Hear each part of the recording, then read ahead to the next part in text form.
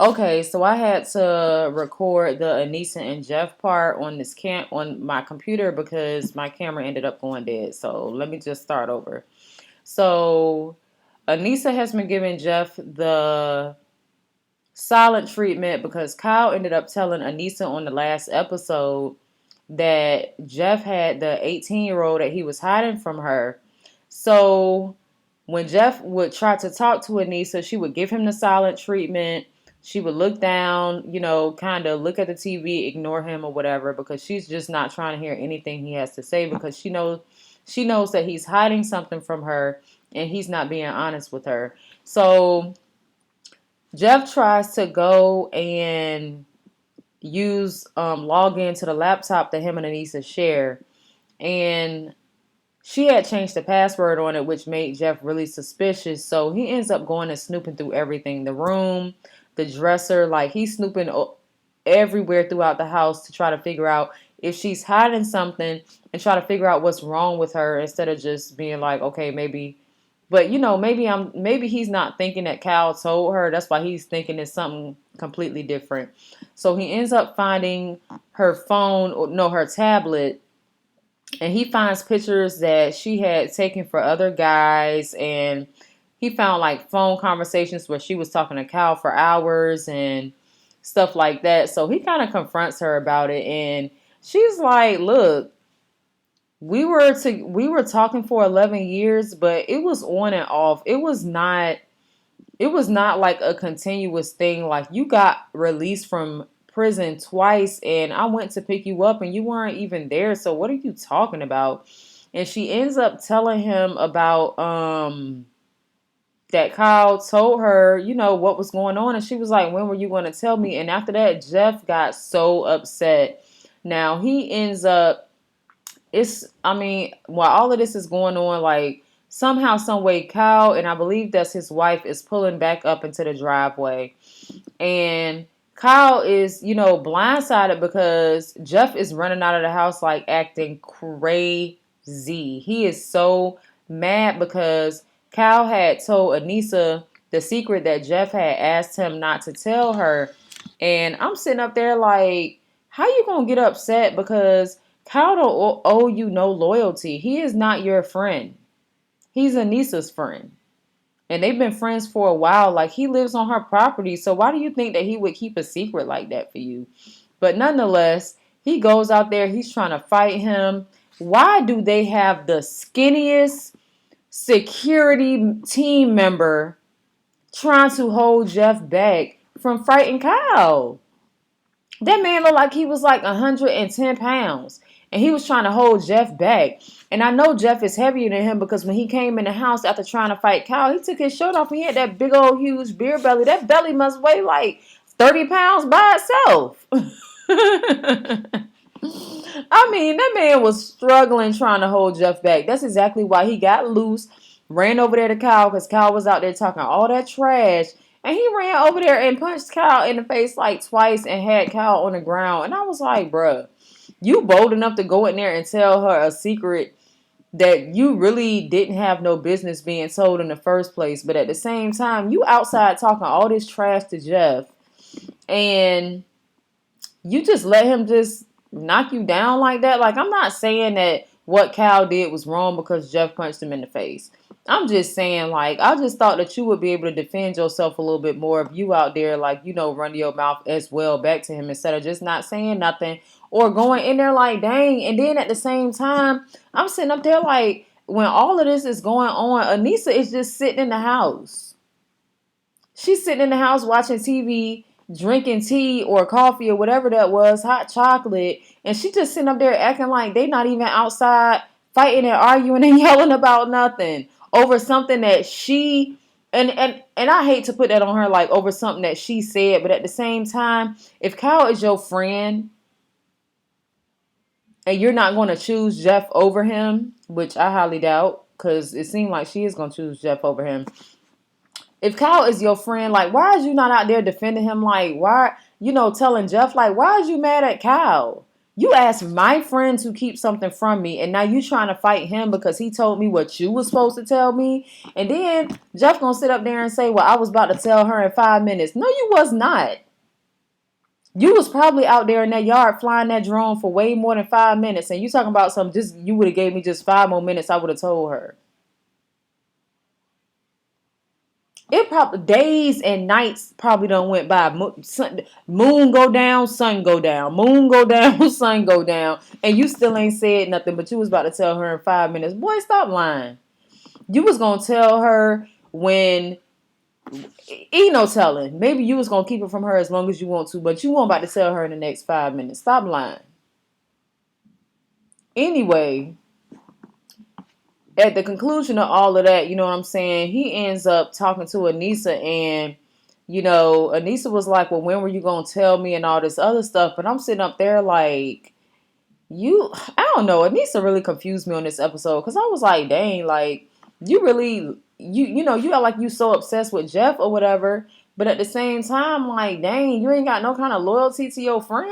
Y'all been friends for a long time. That man that got punched in the face because he trying to be a good friend to you. That's exactly why Cal and I was gonna say I ain't trying to be funny or nothing, but bump that. She grown. She is what, 51? Stay out of other people' business. Stay out of other people's relationships. So what if he's spending all her daggone money? Because she was talking to her friend when they were sitting over there buying flowers, and her friend was like, what you mean he's spending up all your money? Just have your own account. She like, that is my account. Her friend was like, what you mean? Just cut up the card, or don't order him nothing. And her friend sitting up there looking at the nonsense. Her friend was so blindsided and just so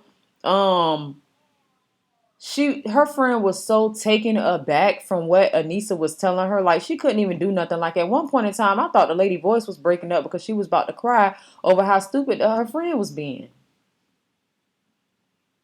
Like, come on, Anissa, now. Like, at the same time, I would say, like, girl, you too old for this. But obviously, like, the older I get, the older I realize whatever foolishness is going out in the world, ain't nobody obviously ain't never too old for nothing.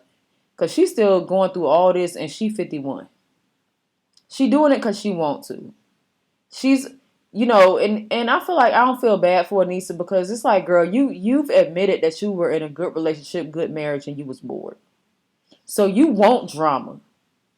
You want this drama.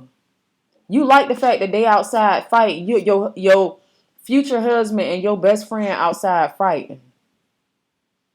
She trifling. That's it.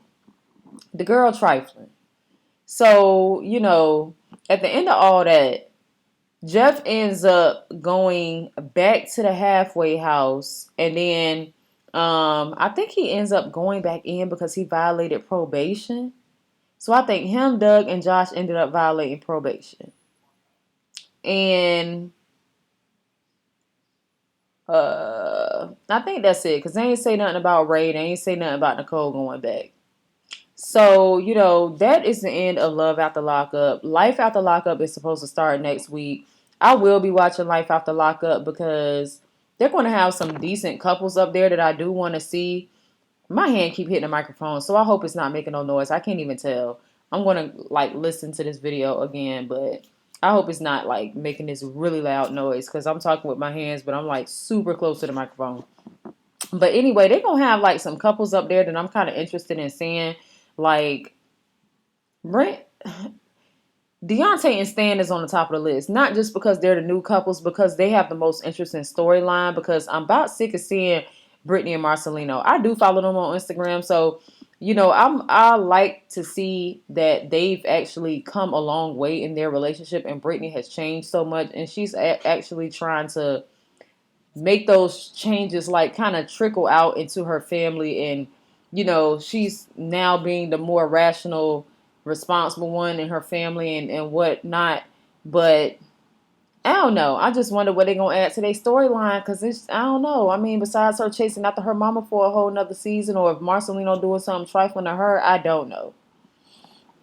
And then the other couple they're gonna have up that they're gonna be bringing back is Lacey and Sean and Shane. Now, the way that they showed the preview was like Lacey sitting out on the beach, her and Shane's arguing over stuff dealing with the baby, and she was saying, her and Shane had a super active sexual life before their daughter was born, and now that their daughter was born, Shane's um, sexual drive has just gone down, like just straight down. Like he don't seem like he attracted to her no more. He's turning her down. Like, but at the same time, I feel, I can't even say what I feel because it was just a preview, but just a hypothesis.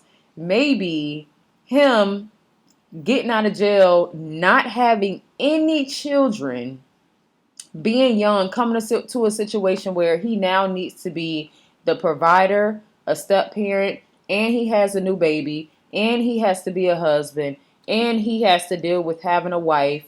And that is a lot to be dealing with. And I'm not saying that that should have an effect on you and your partner or you and your wife, you and your wife's relationship in the bedroom. But at the same time, I don't like when people try to make it seem like what's going on in the household and stuff don't affect like how physically tired and draining that can be.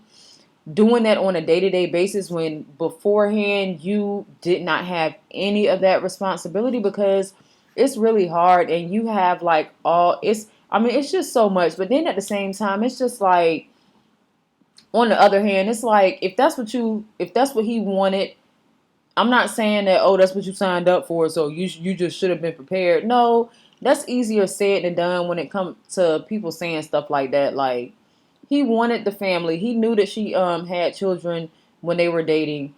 He still moved forward and married her. They still had a daughter together. So then it's like, it is a lot. But then being an adult, you just really have to find that balance. So I'm just kind of just thinking out loud, like, okay, maybe that's the reason why he's been really tired, and she's been a parent for so long, so that's not really stopping her. She like, look, I've been doing this, but it's so new to him. So maybe in his mind, he like, look, I have not been doing this. I ain't been doing this for the past 10 years. I'm tired. And he's 21, so, or 22 or 23 or something. I think Lacey's like 10 years older than him. So, I guess I'll kind of watch. And I didn't really care too much for their storyline in the beginning because Lacey's voice is like kind of annoying, but I'm going to still watch it because I just like the show. So I'm just going to watch whatever they come out with until they just stop showing Love After Lockup or Life After Lockup. I don't care. I'm gonna watch it regardless. I don't care how stupid it is. I don't care if every episode my hair looks so raggedy right now. I don't care. I'm trying to flip it around and make it look like something. I don't care if every episode is a F. I will have my fingers crossed that the next season is gonna be better. Like, if I'm a fan of something, I'm just a fan of it. If it start going down, I'll force myself to watch it just because I kind of want to see what's gonna happen. So that is the end of Love After Lockup. This was actually a good season for this little summer or whatever, because we needed something. Like, I mean, there was some good shows out or whatever, but this is a show that I always watch no matter what, when it comes on. I'll break my neck. Shoot, hopefully they won't never stop showing episodes on YouTube, because I guess we, like most families in America, we just not let go of cable and we have Wi-Fi. So I watch it on YouTube because they do not show this on Netflix or Hulu. I do not know why. They should. Netflix or Hulu should pick this show up.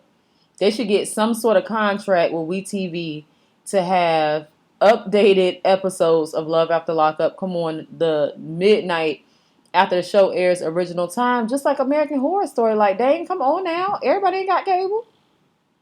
That's why I feel like I be missing out on some stuff sometimes. Maybe I do. But I be catching most of it, so I can put two and two together. So, all right, y'all. That is the end for Love After Lockup. I will see y'all next week for Life After Lockup.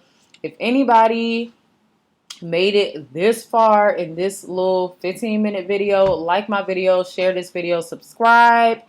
And I will see you guys next week for American Horror Story season 10 double feature. All right, y'all. Good night.